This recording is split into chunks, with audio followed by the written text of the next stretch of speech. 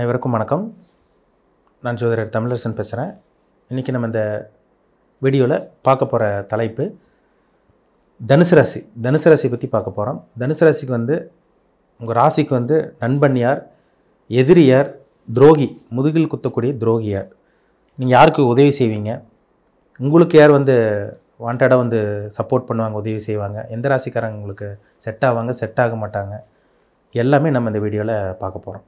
சரிங்களா? அதுக்கு முன்னாடி இந்த சேனல் ஃபஸ்ட் டைம் பார்க்குறவங்களா இருந்தீங்கன்னா சப்ஸ்கிரைப் பண்ணிக்கோங்க, பெல் பட்டனை கிளிக் பண்ணிக்கோங்க, ஆளுங்கிற ஆப்ஷன் இருக்கும், அதை செலக்ட் பண்ணிக்கோங்க. அப்போ தான் நாங்கள் போடுற வீடியோஸ் எல்லாமே உங்களுக்கு நோட்டிஃபிகேஷனாக வரும்.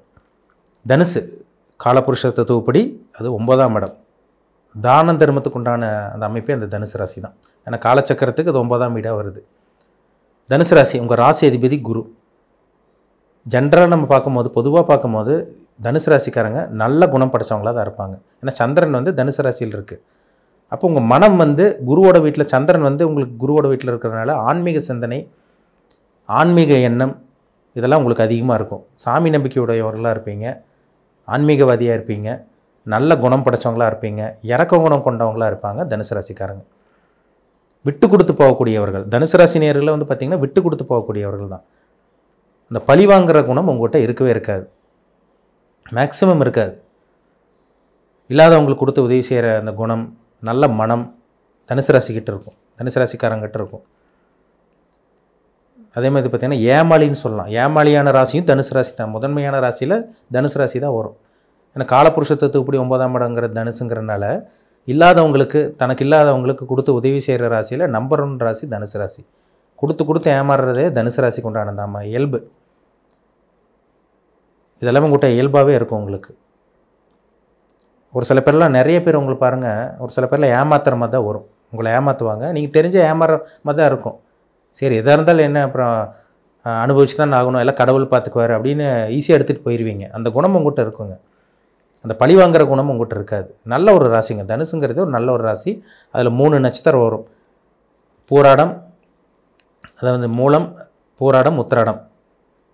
இது உங்களுக்கு 3 நட்சத்திரம் வரும். இந்த 3 நட்சத்திரக்காரங்களுக்கு ஒவ்வொரு குணம் இருக்கும். நட்சத்திரத்துக்கு ஒரு குணம் இருக்கும். ஆனால் பொதுவாக தனுசு ராசிக்கு உண்டான குணமே பார்த்திங்கன்னா நான் சொன்னது தான். ஆன்மீகவாதி, இயல்பாக அடுத்தவங்கள்ட்ட இயல்பாக நடந்துக்குவீங்க.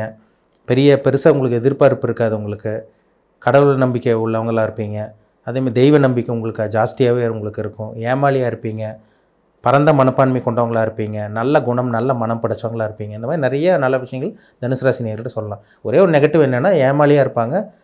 இந்த மாதிரி தான் அது ஒன்று தான் தனுசு ராசிக்கிட்ட ஒரு நெகட்டிவாக இருக்கும்.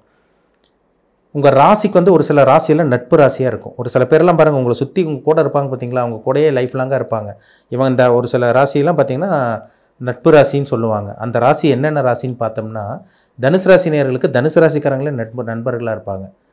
அதே மாதிரி பார்த்திங்கன்னா மீன ராசிக்காரங்க நண்பர்களாக இருப்பாங்க, மேஷ ராசிக்காரங்க நண்பர்களாக இருப்பாங்க, கடகம், சிம்ம ராசிக்காரங்க உங்களுக்கு நண்பர்களாக இருப்பாங்க, விருச்சிக ராசிக்காரங்க உங்களுக்கு நண்பர்களாக இருப்பாங்க. இந்த 6 ராசிக்காரங்க பாருங்கள் நெருக்கமாக இருப்பாங்க. இவங்க தான் உங்களை புரிஞ்சுக்குவாங்க.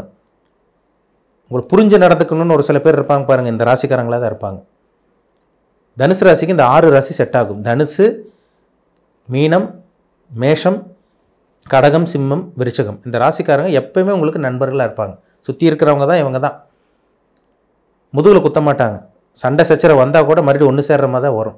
தேவையில்லாத பிரச்சனைகள் இவங்கனால உங்களுக்கு இருக்காது. ஒரு சில பேருக்கு தனுசு ராசிக்கு பாருங்கள், ஒரு சில பேர்லாம் பாருங்கன்னா பிரச்சனை கொடுப்பாங்க. ஆனால் அவங்க கூட அளவாக பழகுவாங்க. எந்த ராசின்னு பார்த்தீங்கன்னா தனுசு ராசிக்கு மகர ராசிக்காரங்க, கும்பராசிக்காரங்க பார்த்திங்கன்னா பிரச்சனை கொடுத்தாலும் இவங்க அளவாக பழகிற மாதிரி தான் இருக்கும். ஆனால் கும்பராசிக்காரங்களுக்கு தனுசு ராசிக்காரங்க உதவி செய்கிற மாதிரி வரும். ஏன்னா 3ஆம் ராசி தனுசுக்கு 3ஆம் இடம். ரிஷபராசிக்காரங்க கூட உங்களுக்கு ஆகவே ஆகாதுங்க. ரிஷபம்னாலே உங்களுக்கு சுத்தமாக ஆகாது. தனுசுக்கும் ரிஷபத்துக்கு ஆகவே ஆகாது. ஏன்னா சுக்கிரனோட வீடு ரிஷபம், தனுசுங்கிறது குருவோட வீடு. தேவனுக்கெல்லாம் குரு, அதை பார்த்திங்கன்னா தேவகுரு அசுரகுருன்னு சொல்லுவாங்க. தேவருக்கெல்லாம் குரு, அசுரனுக்கெல்லாம் குரு சுக்கிரன். அப்போ குருக்கு சுக்கிரனுக்கு எப்படி ஒத்து வரும்? எப்போவுமே ஒத்து வராது, எப்போவுமே செட் ஆகாது. அப்போ ரிஷபராசிக்காரங்களுக்கு உங்களுக்கு ஆகவே ஆகாது. ஒரு சில பேரில் கல்யாணம் பண்ணி, ரிஷபமும் தனுசு கல்யாணம் பண்ணி பிரிஞ்சவங்களாம் நிறைய பேர். ஒரு சில பேர் தனுசு ராசி ரிஷபராசி கல்யாணம் பண்ணி லக்னம் வேறு இருக்கிறனால தப்பிக்கிறாங்க ஒரு சில பேர். அப்போ எப்போவுமே தனுசு ராசிக்கு வந்து கல்யாணம் திருமண பொருத்தம் பார்க்கும்போது ரிஷபராசிக்காரங்களை சேர்த்து வைக்கக்கூடாது. நண்பர்களே பாருங்கள், உங்களுக்கு கூட இருக்கிறவங்கள குளிப்பறிக்கிறவங்க, முதுகில் குத்துறவங்களாம் பாருங்கள், உங்களுக்கு ரிஷபராசிக்காரங்களாக தான் இருந்திருப்பாங்க, நிச்சயமாக இருந்திருக்கும். அதனால் ரிஷபத்துக்கூட மட்டும் கொஞ்சம் கேர்ஃபுல்லாக கவனமாக பழகிறது ரொம்ப ரொம்ப முக்கியம். சரிங்களா? ஏன்னா ஷஷ்டாஷ்டகம் ரிஷபத்துக்கு தனுசு 6ஆம் இடமாக 8ஆம் இடமாக வரும், தனுசுக்கு ரிஷபம் வந்து 6ஆம் இடமாக வரும், 6ஆம் ராசியாக வரும். ஷஷ்டாஷ்டக அமைப்பு தோஷம்னு சொல்லுவாங்க. அப்போது ரிஷபத்துக்கூட தனுசு ராசிக்காரங்க கவனமாக இருக்கிறது ரொம்ப ரொம்ப முக்கியம். கடகம் கூட உங்களுக்கு 8வது ராசியாக வந்தால் கூட அது நட்பு ராசி, குருவுக்கும் சந்திரனுக்கும் நட்பாக இருக்கிறனால கூட கரெக்டாக பழகிடுவீங்க, அளவாக பழகிட்டு போயிடுவீங்க, அது பெருசாக பாதிப்பு இருக்காது. இப்போ மிதுன ராசி, கன்னி ராசி, துலாம் ராசி இவங்க கூடலாம் பார்த்தீங்கன்னா அளவாக பழகிற மாதிரி தான் வரும். சரிங்களா? கரெக்டாக பழகுவீங்க. தனுசு ராசிக்காரங்க மிதுன ராசிக்காரங்கூடையும், கன்னி ராசிக்காரங்கூடையும், துலாம் ராசிக்காரங்கூடையும் அளவாக பழகிற மாதிரி இருக்கும். மகர கும்பராசிக்காரங்கூடையும் நீங்கள் அளவாக பழகிற மாதிரி தான் வரும். ஆனால் ஒரு சில ராசி வந்து பாருங்கள் உங்களுக்கு உதவி செய்கிற மாதிரி வரும். சரிங்களா? ஒரு சில பேர் எல்லாம் பார்த்திங்கன்னா உங்களுக்கு உதவி செய்வாங்க, சப்போர்ட் பண்ணுவாங்க. மேச ராசிக்காரங்களாம் உங்களுக்கு சப்போர்ட் பண்ணுற மாதிரி வரும். சிம்ம ராசிக்காரங்க பக்காவாக உங்களுக்கு செட் ஆவாங்க. உங்கள் ராசிக்கு 9ஆம் ராசியாக வரனால சிம்ம ராசி அல்லது சிம்ம லக்னத்தில் பிறந்தவங்க உங்களுக்கு உதவி செய்கிறவங்களாம் வருவாங்க. இப்போ ஒருத்தர் சிம்ம ராசி சிம்ம லக்னத்தில் பிறந்திருக்காங்க, நீங்கள் தனுசு ராசி அல்லது தனுசு லக்னத்தில் பிறந்திருக்கீங்க, கண்டிப்பாக உங்களுக்கு உங்கள் உதவி செஞ்சுருப்பாங்க. உங்கள் வாழ்க்கையில் ஏதோ ஒரு கெட்ட காலத்துலேயோ இல்லை நேரம் சரியில்லாத போதோ கஷ்ட காலத்துலேயோ உங்களுக்கு கண்டிப்பாக உதவி செஞ்சவங்களாம் இருப்பாங்க. சிம்மராசி நேயர்கள் கண்டிப்பாக இருப்பாங்க. கும்பராசிக்காரங்களுக்கு நீங்கள் சப்போர்ட் பண்ணுற மாதிரி உதவி செய்கிற மாதிரி வரும். சரிங்களா? அப்போது நீங்கள் ரிஷபராசிக்காரங்க கூட மட்டும் எச்சரிக்கையாக இருக்கிறது ரொம்ப ரொம்ப ரொம்ப முக்கியம். ரிஷபம்னாலே உங்களுக்கு செட் ஆகாது, எப்போயுமே ஆகாதுங்க. நல்லா பழகிட்டு இருப்பாங்க, நல்லா நட்பாக பழகுவாங்க. 5 வருஷம் 10 வருஷம் பழகி பிரிஞ்சவங்களாம் பாருங்கள், கண்டிப்பாக ரிஷபராசிக்காரங்களாக தான் இருக்கும். ஆகவே ஆகாது. ஏன்னா இந்த ராசிக்கு அதுக்கும் செட் ஆகாது.